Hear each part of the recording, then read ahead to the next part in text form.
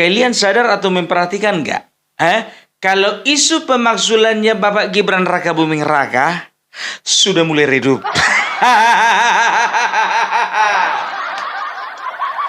Kan udah ku bilang dari kemarin-kemarin, biarkan aja redup sendiri itu. Karena Bapak Prabowo, Bapak Joko Widodo, dan Bapak Gibran lebih mengerti bagaimana cara mengatasinya daripada kita. Terbukti kan? Isu ini digulirkan tanggal 18 April. Sekarang masih tanggal 3 Mei. Artinya apa? Masih sekitar 2 minggu. Kalau dibilang masih seumur jagung juga belum. Kalau dibilang umur jagung katanya 4 bulan baru panen. Kalau 2 minggu itu ukuran jagung masih sepanjang 20 cm. Belum keluar calon buahnya. Jembut halusnya pun juga belum keluar itu dari buahnya. Apa omonganmu itu, Bu? Iya, jembut halus, bulu-bulu harus samanya itu. Bagaimana caraku mendeskripsikannya yang sopan? Bingung aku.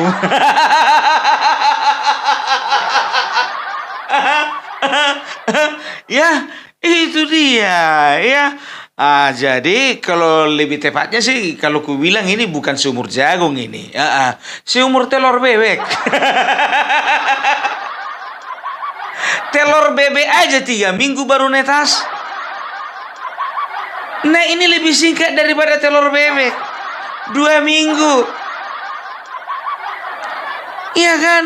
Nah, sekarang kalau bicara tentang kasusnya petisi ini, kan makin kesini makin percaya kalian kan.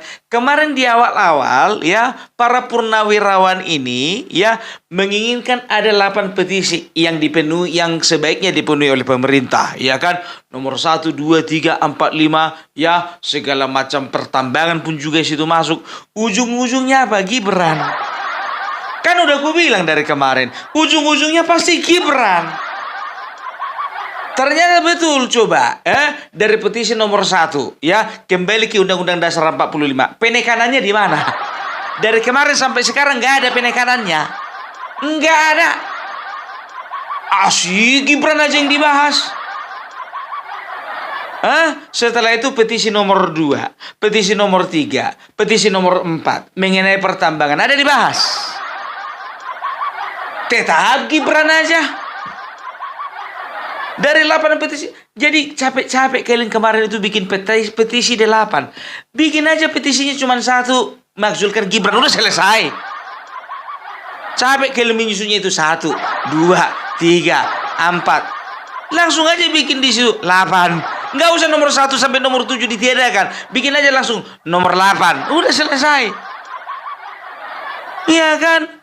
Nah, sekarang ya, aku ingin sampaikan, ingin tunjukkan sama kalian ya, bahwasanya kemarin kan tanggal 21 April ya, Persatuan Pensiunan TNI Angkatan Udara sudah mengeluarkan surat pernyataan bahwasanya ya mereka itu tidak mewakili dari purnawirawan secara umum, kan begitu. Tanggal 28 April menyusullah dari TNI AD dan juga dari TNI AL. Aku sempat bertanya-tanya, mana ini Polri? Persatuan Purnawirawan Polri mana? Kan begitu, ya kan?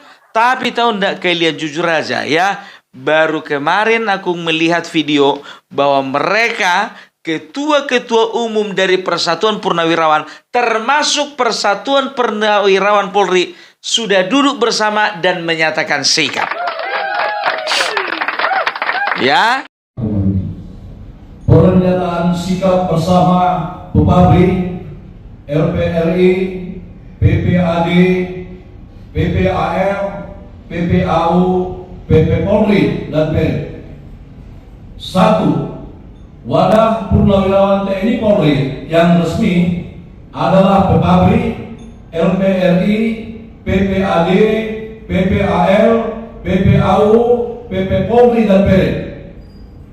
2. Soliditas TNI Polri merupakan jaminan bagi tetap tegaknya dan utuhnya NKRI. Oleh karena itu, Diperlukan konsolidasi yang terus-menerus. 3. Purnawirawan TNI Polri walaupun sudah purna tugas, tetapi belum purna pengabdian, tetap berpedoman pada Sabta Marga, Sumpah Prajurit, dan Tribrata, sehingga Purnawirawan TNI Polri tetap setia dan taat kepada konstitusi. 4. Purnawirawan TNI Polri mendukung sepenuhnya program pemerintah sesuai dengan Asta Cita. 5. Purnawirawan TNI Polri mengajak semua lapisan masyarakat untuk bersama-sama mendukung kelancaran pembangunan nasional. Selesai. Terima kasih. Jadi ingat ya, 3 Matra plus 1 Polri ya, itu sudah menyatakan sikap bahwasanya yang dimaksud 332 purnawirawan itu memang bagian dari mereka, tapi mereka tidak mewakili seluruh purnawirawan yang ada di dalam tubuh TNI dan Polri. Udah kalian dengar videonya? Udah kalian dengar? Jadi mana kalian lebih yakin? Dengan bapak-bapak dari institusi Persatuan Purnawirawan yang resmi atau yang kurang resmi? Maksudmu apa itu, Pung? Kau kurang resmi kau bilang. Sedangkan dari suratnya aja kalau kita tengok kemarin itu ya, 3 surat dari, kalau dari kepolisian aku belum dapat.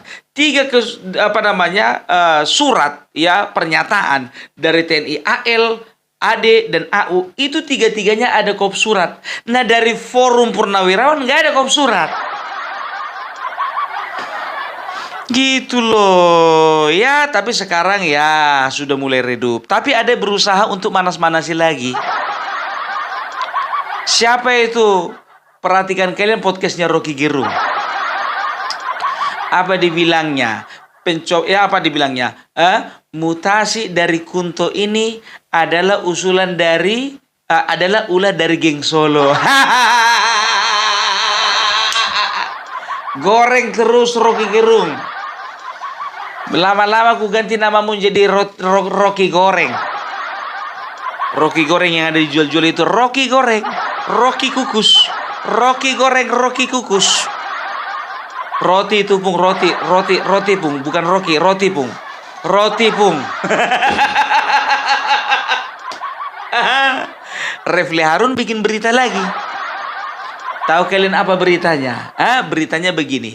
Hasan Nasbi dan Kunto adalah bukti bahwasannya Prabowo dan Joko Widodo sudah mulai retak. Kalau nggak tahu apa-apa nggak usah ngomong kau. Nggak usah ngomong. Ya, aku barusan ngobrol ya dengan seseorang ini A1 ini. Nggak perlu kusebutkan namanya karena ini bersifat rahasia ya, karena ini berhubungan dengan abdi dalam. Lama aku nelpon tadi biar tahu kalian. Jadi beliau mengatakan bahwasanya ketika saya tanyakan begitu ya, beliau kasih gambaran begini, bahwasanya Bapak Prabowo dan Bapak Joko Widodo sedang baik-baik saja. Pung, nggak ada yang perlu dikhawatirkan. Rocky Gerung sosok komentar kau. Ulah geng Solo. Makanya ku bilang, apa yang kasat mata Rocky Gerung, hati-hati. Karena apa? Belum tentu apa yang kasat mata itu itu menunjukkan keaslian dari sebuah kisah.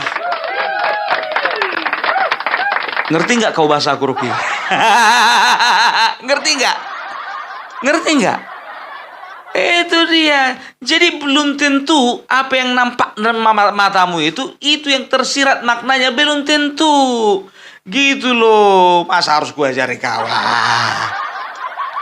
Jadi sebetulnya kawan ini mungkin nggak tahu atau mungkin memang pura-pura nggak tahu. Tahu dia sebetulnya, tapi disengajakan supaya kelihatan nggak tahu gitu. Biar bisa ada bahan berita. Refli Harun begitu juga. Dari mana jalannya? Dari kemarin, mulai dari Pilpres sampai sekarang, Refli Harun jualanmu itu selalu itu aja. Prabowo dan juga Joko Widodo retak. Prabowo dan Joko Widodo sudah mulai tidak saling percaya. Prabowo sudah tidak menyimpan lagi kepercayaan Gibran. Prabowo mencoret PSN daripada Joko Widodo, artinya apa? Prabowo tidak mau lagi didikte oleh Jokowi. Itu aja jualanmu dari kemarin. Kalah apa?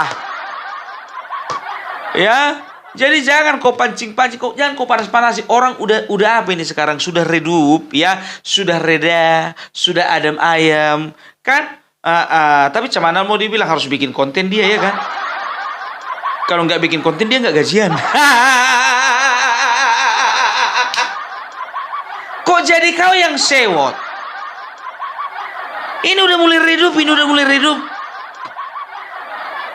Di konten tadi pagi aku sudah sampaikan sama kalian, ya, apa alasan Kunto Wibowo itu, ya, dibatalkan mutasinya. Sudah secara gamblang. Terserah kalian mau percaya Opung Parbelak atau Rocky Gerung, terserah.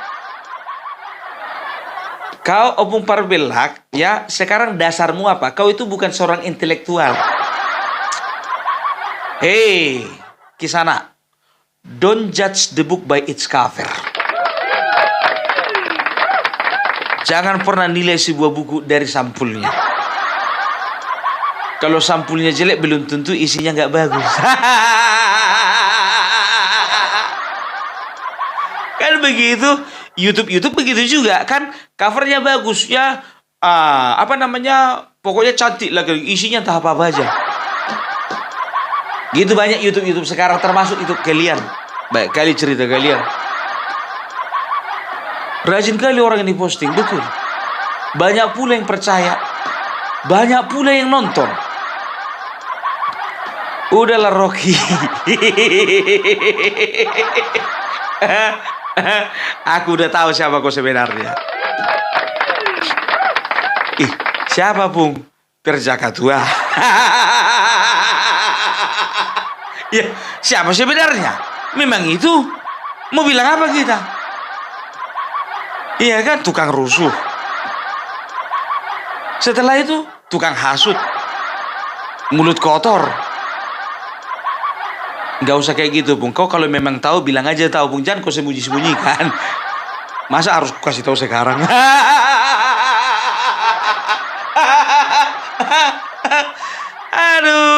Aduh. Jadi kita udah lihat gerakan-gerakan seperti ini, ya. Jadi kan kemarin ku bilang juga, kenapa sih, ya, gara-gara masalah ijazah palsu ini dan juga masalah purnawirawan ini, kok kita jadi hilang perhatian ke Hasto? Sadar nggak? Sudah mulai hilang perhatian kita ke sebelah sana, kan? Pung, apakah ini yang disebut dengan pengalihan isu? Nggak tahu juga aku.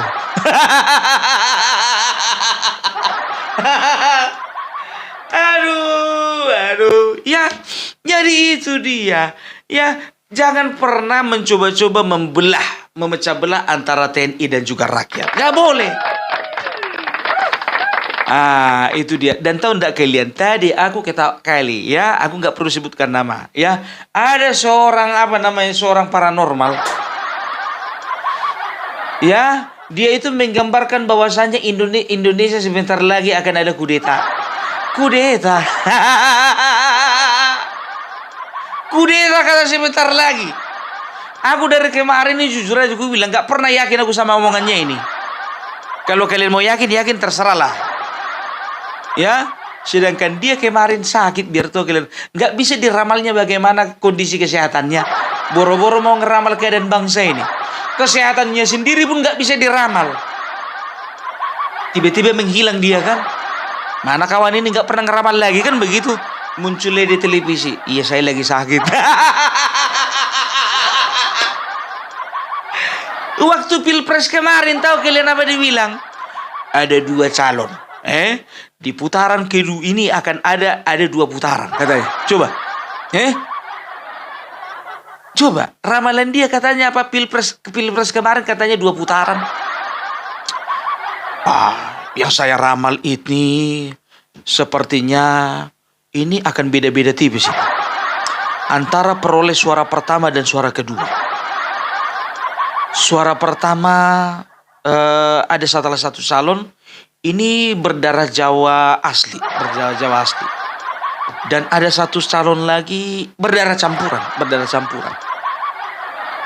campuran. Dan mereka suara mereka beda tipis. Jadi arahnya ini yang satu Prabowo, yang satu lagi Ganjar. Karena Prabowo berdarah campuran Jawa Minahasa, Ganjar asli Jawa. Oke, yang dua ini bolehlah. Tapi dikatakan katanya selisih suaranya sedikit. Jauh, brother, jauh. 58 ke 16%. Bedanya 42%. Kemarin dia prediksi, menurut saya ini Prabowo 45%. Jauh. Jadi nggak usah kau ngomongin kudeta. Ya. Tidak ada alasan kuat ya akan terjadi yang menunjukkan bahwasannya kudeta akan potensial terjadi. Ya, yang pertama. Pertama, untuk TNI, mulai dari TNI AL, AD, dan AU, ya, dan juga kepolisian, sudah dipastikan mereka itu adalah orang-orang yang setia kepada presiden. Itu dia. Itu yang pertama. Baru yang kedua, kita harus tahu bahwasanya, ya, kemarin sebagian besar orang-orangnya Bapak Joko Widodo itu masuk juga ke dalam lingkarannya Bapak Prabowo. Artinya apa? Ada keberlanjutan. Kudeta apa? Yang ada keberlanjutan, bro. Nggak usah sok-sok meramal-ramal lah kau. Udah tutup aja lah ramalanmu itu. Nggak boleh kayak gitu, Bung. Gitu caranya cari uang. Kayak mana nyopung ini?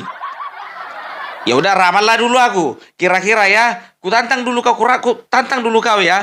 Ramal dulu aku. Kira-kira tahun depan bisa nggak aku jadi komisaris utama? Ku challenge dulu. Bisa nggak aku jadi komisaris utama? Ini enggak aja. Ayo, yuk. Semua YouTuber Nusantara yuk. Panggil dia satu-satu ke podcast masing-masing. Minta diramal. Mas Agri minta diramal, Brojo Musti minta diramal, DJ Anak Jenderal minta diramal, Mas Hengki minta diramal, Mas Bendol minta dilamar.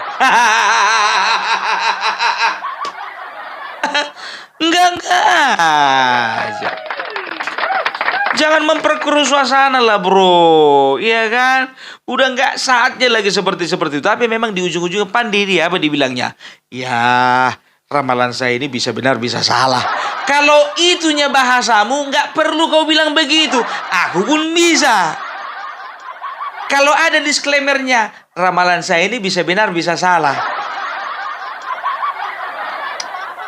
Aduh. Tepuk tangan dulu untuk Bapak Joko Widodo, Bapak Prabowo, Bapak Gibran Rakabuming Raka, dan untuk kita semua. Ya, itu dia. Dan sekarang biar tahu kalian, jujur aja aku bilang, bukan berita tentang pemakzulannya Bapak Gibran Rakabuming Raka yang lagi panas. Justru pertikaian antara Hendro Priyono dengan Hercules. Itu yang lagi panas. Gatot Nurmantio versus Hercules. Sekarang datang temanya Hendro Priyono versus Hercules. Datang Bang Hercules mengatakan kan, kenapa bengi sekali kepada saya? Gatot, saya nggak ada salah sama kamu. Bapak Sutioso aja diam saja kok, kayak di kamu ngotot-ngotot. Pak Hercules, maklumlah temannya itu senior.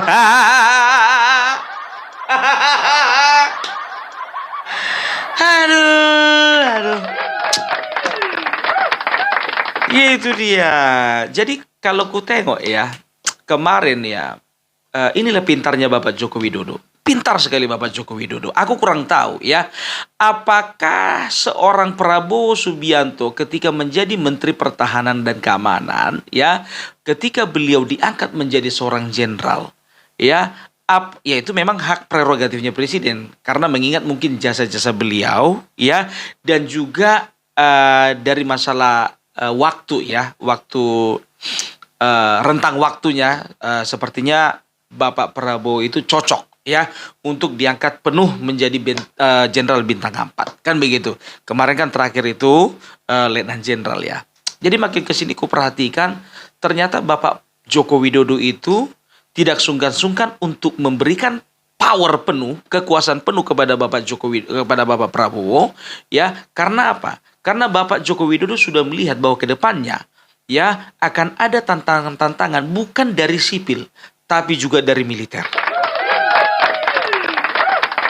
Otomatis ketika seorang Bapak Prabowo Subianto sudah berbintang 4, sudah jenderal, dia punya otoritas penuh dan bisa dikatakan walaupun senior secara umur, ya jenderal bintang 4 contohnya Tri Sutrisno, tapi secara kepangkatan beliau dan juga jenderal Tri Sutrisno itu sama.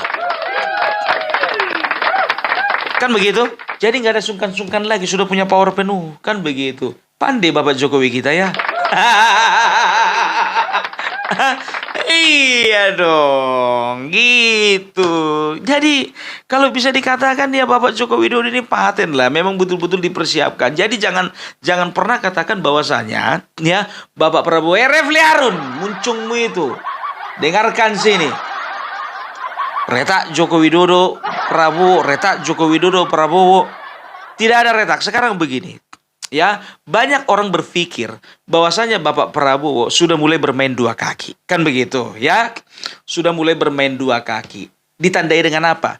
Dengan kedatangannya ke rumah Megawati. Kan begitu, ya. Ada sekelompok orang mengatakan bahwasanya Joko Widodo sebetulnya udah tahu Bapak Prabowo pergi ke rumah Megawati. Tapi ada juga sebagian ya beropini bahwasanya Bapak Joko Widodo belum tahu. Ya, ketika Bapak Prabowo berangkat ke rumah Ibu Megawati, belum diberitahu, kan begitu. Nah, sekarang begini, ya, makin kesini aku makin melihat seperti ini. Sepertinya mereka sengaja, ya, Bapak Prabowo dan Bapak Joko Widodo sengaja, ya, membuat situasi seolah-olah mereka sedang retak, seolah-olah mereka sedang pecah. Supaya apa? Supaya makin kelihatanlah, ya, mana orang-orang yang memang menginginkan keretakan daripada mereka berdua dan juga mana orang-orang yang menginginkan rekonsiliasi tetap terjaga. Nah, mulailah muncul ke permukaan ya, barisan-barisan sakit hati ya, yang kita anggap sampah lah dulu itu, ya kan, yang udah dipanggil polisi ya. Itu dari sipil.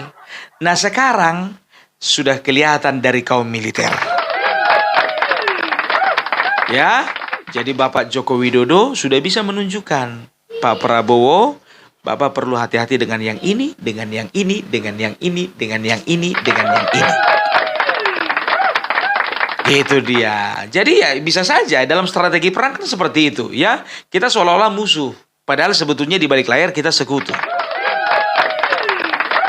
Gitu dia. Tapi sebetulnya ya kalau kita masuk ke lingkaran yang lebih dalam lagi, kalau kita tanya mereka semuanya, mereka seragam. Mereka katakan tidak ada permasalahan dan sampai sekarang masih tetap solid antara Bapak Prabowo dengan Bapak Joko Widodo, antara Bapak Prabowo dengan anggota-anggota dari Kimples.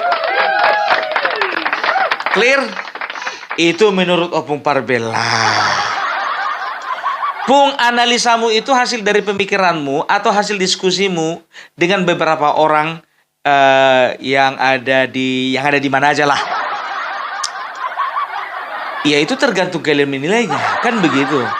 Ya aku hanya menyampaikan saja supaya kalian bisa lebih cerdas lagi dan juga kalian itu bisa lebih mencerna lagi gitu. Itulah namanya politik. Ya kan?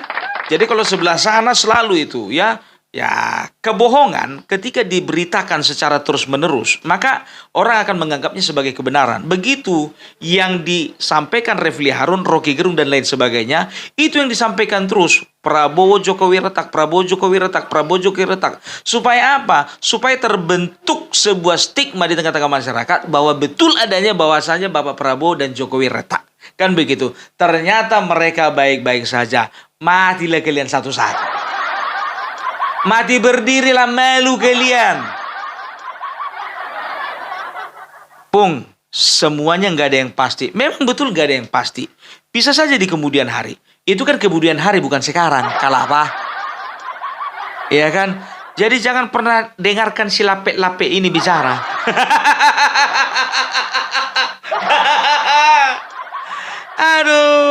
Aduh ya. Oke. Jadi itulah dari dulu dari Opung Parbelak ya. Jadi kalau bisa dikatakan sudah terkondisikan ya, bisa dikatakan sudah mulai reda, sudah mulai redup, dan terima kasih, puji Tuhan, alhamdulillah, matur suksma ya, bahwasanya Bapak Joko Widodo itu sudah mengambil langkah hukum. Karena apa? Kalau tidak diambil langkah hukum mereka mengenai tudingan ijazah palsu, aku yakin beberapa bulan lagi akan muncul Fufu Fafa. Karena mereka suka kali mendaur ulang sampah. Itu loh ya. Oke, salam Parbelak, salam NKRI, NKRI harga mati.